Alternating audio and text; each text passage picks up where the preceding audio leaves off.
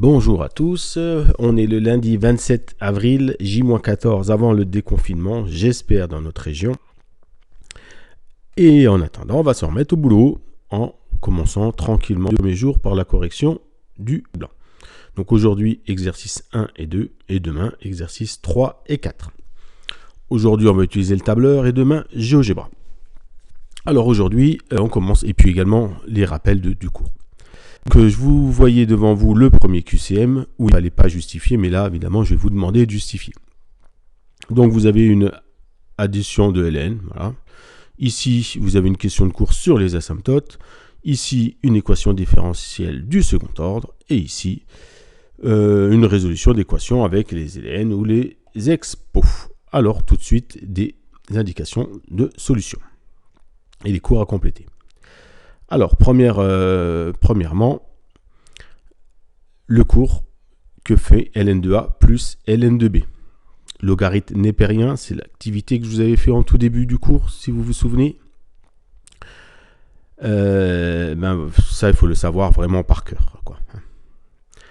Et puis, avec cette propriété, on peut facilement trouver que vaut ln de A puissance B, puisque ln de A plus ln de A, si on remplace B par A, on aura ln de A au carré.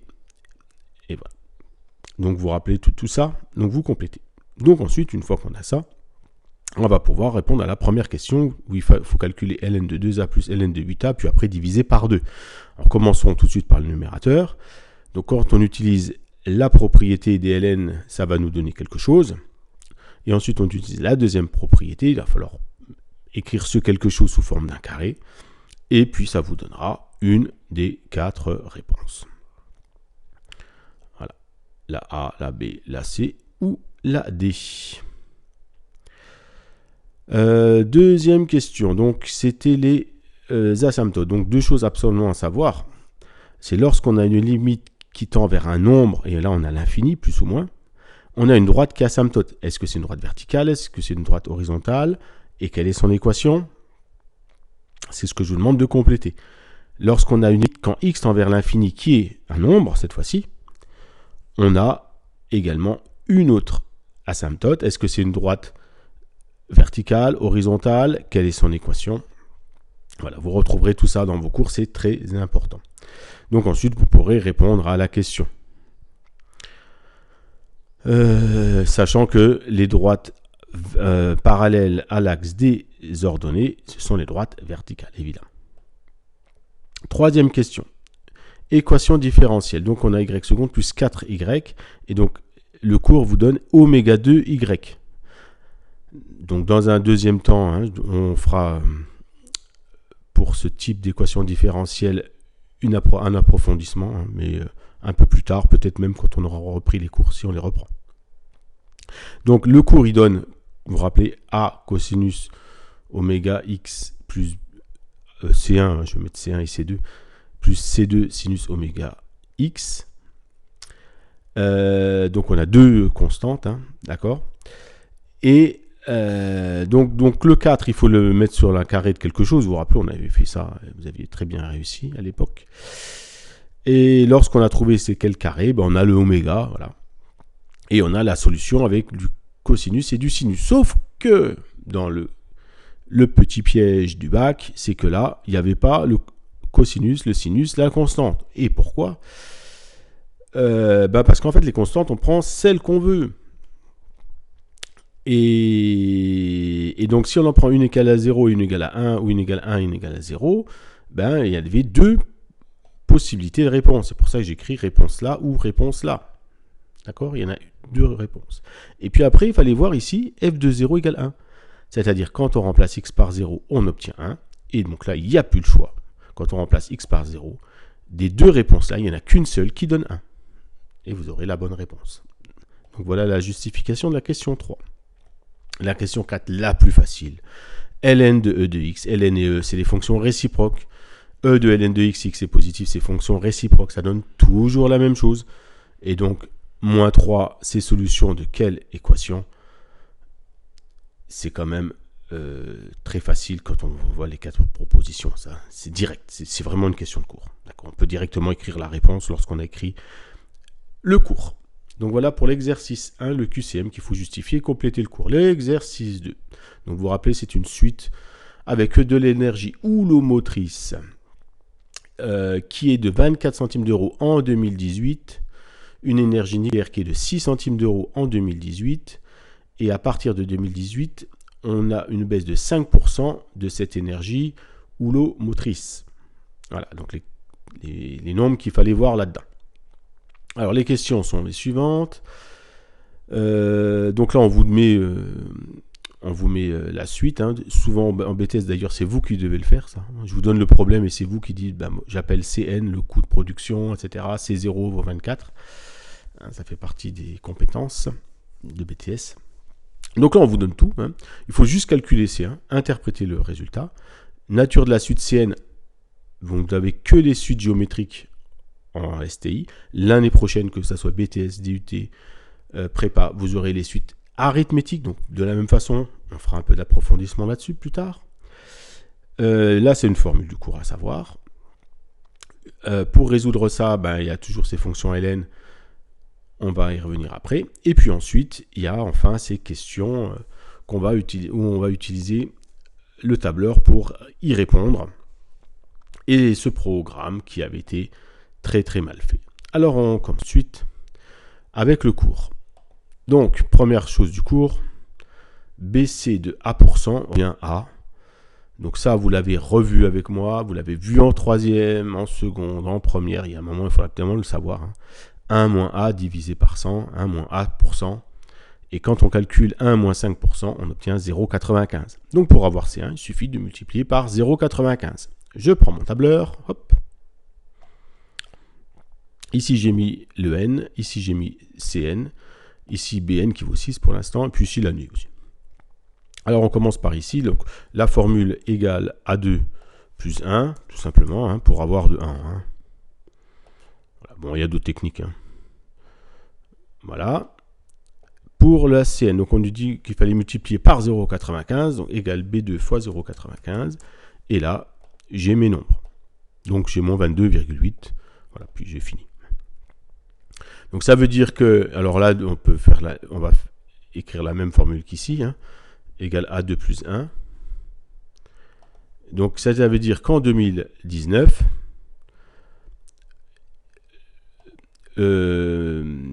donc le taux est, c'est pas le taux. En 2019, c'est le coût de production d'un kilowattheure, c'est donc 20, je sais plus combien, 22,8 centimes d'euros. Voilà. Donc voilà pour la question 1. Donc pas oublier l'interprétation qui avait été oubliée évidemment.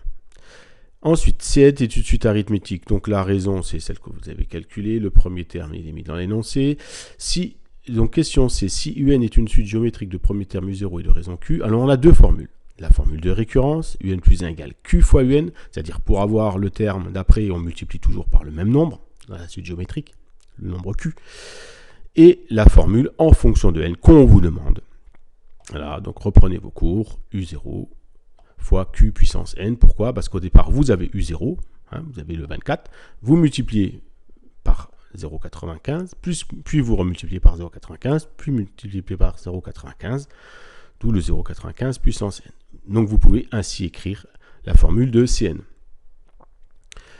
Donc ça c'est du cours. Ensuite, pour résoudre l'équation A puissance N égale B, lorsque vous avez l'inconnu qui est en exposant, on applique la fonction ln, parce que ça c'était dans l'exercice 1, quand on calcule ln de A puissance N, on sort le N. Et puis évidemment, ne pas oublier de faire ln de b. Et lorsque vous aurez calculé, lorsque vous aurez résolu tout ça, appliquez la fonction ln, divisez par ce qu'il faut. Attention, quand on va diviser par un nombre négatif, on doit changer le centre de l'inégalité et vous obtiendrez les nombres, tous les nombres qui sont supérieurs ou égaux à un certain nombre entier. Vous verrez lequel. On va le voir d'ailleurs avec le tableur. Mise en inéquation de la question 3. Donc quand on regarde la question 3, on admet que le coût d'un kilowattheure par énergie nucléaire reste constant égal à 6. Bon, c'est très bien. Déterminer l'année à partir de laquelle le coût d'un kilowattheure produit par l'énergie houlomotrice deviendra inférieur au coût du kilowattheure par l'énergie nucléaire, fourni par l'énergie nucléaire. Donc, on était à 22,8 dans la première année. Donc, on veut que ça soit inférieur à 6. Bon, bah, il y a juste à descendre, hein, comme j'ai écrit la formule. Hein. Alors, est-ce que j'ai mis assez? Alors, c'est toujours pas inférieur à 6. Donc, je continue à descendre. Voilà, je continue à descendre et je vais trouver la solution. Et puis, je ne vais pas vous la donner, hein, vous n'avez qu'à le faire. Voilà, voilà. Donc ça, c'était avec le tableur. Alors, comment on va faire avec la mise en inéquation? C'est pas une équation, c'est une inéquation. Ben, on cherche quand vous avez... Voilà, on cherche à partir de quand le taux qui était Cn, hein, l'année n, ou le taux là, le nombre, la formule que vous avez mis là, ça doit être inférieur à 6. Et vous allez vous rendre compte, quand vous allez écrire ici hein, l'inéquation, donc ici il y a un inférieur, hein, inférieur à 6, le Cn inférieur à 6 en fait,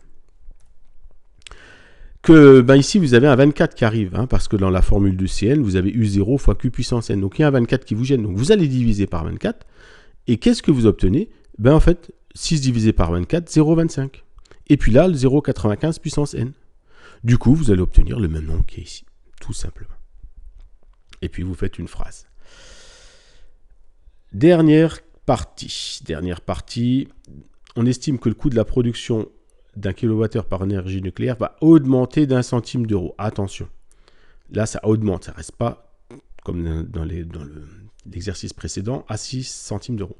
On souhaite déterminer l'année à partir de laquelle le coût d'un kilowattheure produit par l'énergie motrice deviendra inférieur au coût produit par l'énergie nucléaire. Alors, dans le temps que, donc la suite Cn, le C, c'est l'énergie motrice, ça doit être inférieur à l'énergie nucléaire. Sauf que on fait tourner la boucle tant que c'est supérieur. Hein, au début, regardez, au début, on reprend. Au début, C est bien supérieur au B. Hein. Donc ici, vous avez C024, D0 qui vaut 6, c'est normal. N 2018, hein, c'est la première année, l'année 0. Et donc, au début, C il est plus grand que D. Donc, tant que C il est plus grand que D, on fait l'algorithme. Et quand il sera plus petit, il va s'arrêter, il va nous donner l'année. Voilà. C'est ça l'algorithme qu'on attendait. Donc, qu'est-ce qu'on va mettre dans C? Ben, le 0,95, la même formule que vous avez mis là. Hein. La même formule que vous avez mis là, 0,95 fois le nombre d'avant. Et qu'est-ce qu'on va mettre dans B? Ben, puisqu'il augmente d'1 centime, la même chose, plus 1. Et puis là, on fait également plus 1. Et donc, qu'est-ce qui va se passer? Ben, Bn, ça augmente, vous voyez. N, il augmente, grand N. Hein, et on regarde quand est-ce que ça, c'est plus petit que ça. Voilà. Alors, ben, je ne vais pas vous le faire, vous allez vous le faire. Hein, ben, je vous laisse le faire tout seul. Hein, et puis, lorsque vous allez faire les calculs, vous allez voir lequel, à partir de quand, ça va être plus petit. Voilà ce qu'il faut faire. Répondre au problème posé, aucune justification. Alors, quand je dis quand c'est écrit aucune justification, il faut dire au moins comment on a fait. Il y en a qui ont perdu des points quand même. Pourquoi? Parce que dites au moins, alors, soit vous faites les calculs, vous verrez en calculant C9, D9, C10, D10 que vous allez répondre à la question. Ou alors, vous pouvez dire à l'aide du programme, mais si votre programme est faux, c'est pas à l'aide du programme, ou du tableur que vous avez fait, ou du calcul des suites que vous avez fait sur votre calculatrice. Hein, mais faites une phrase quand même, comment vous avez obtenu, puisque ça fait partie des compétences évaluées. D'accord ? Et puis on termine par une phrase. Bien, donc j'espère que cette fois-ci, tout le monde ira jusqu'au bout, utilisera le tableur ou sa calculatrice hein, pour avoir les réponses à tout ça. Donc, je vous dis à demain pour la suite du bac blanc. Demain, ça sera un peu plus difficile parce que vous n'avez pas aimé du tout les fonctions. Mais il faudra vous y mettre. Allez, bon courage, bonne chance, bonne continuation. À demain.